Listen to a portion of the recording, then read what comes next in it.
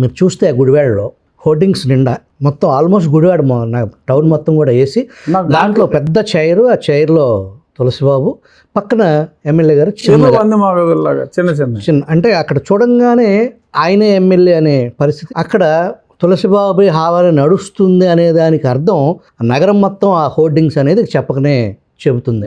స్థానిక ఎమ్మెల్యే గారికి తెలియకుండా ఊరంతా ఆ భారీ స్థాయిలో పండగ వాతావరణం లాగా అతను పుట్టినరోజు నాడు మరి ఒక పక్కన నన్ను హింసించాడని చెప్పి అతను 70-80 రోజులు జైల్లో ఉండి బయటకు వచ్చి కేసు విచారణలో ఉంది.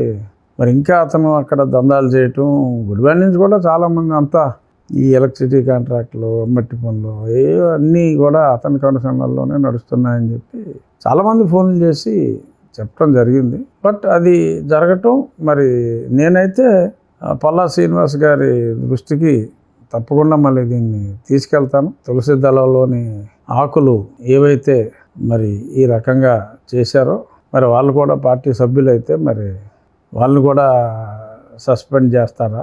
అసలు ఇప్పుడు ఎవరి మీద చర్యలు తీసుకోవాలి? ఇప్పుడు అతనికి సంబంధం లేదని చెప్పారు, అతని ఫోటోలు వేసుకున్నారు. ఇప్పుడు ఎవరి మీద తీసుకోవాలి చర్యలు అనేది కూడా నిజంగా వీళ్ళకి కూడా కొంత అవమానకరం, కొంత క్లిష్టతరం కూడా. But then as an MLA ఆయనకి కంట్రోల్ లేదని అనుకోవాలి. ఒకవేళ తెలియకుండా కట్టి ఉంటే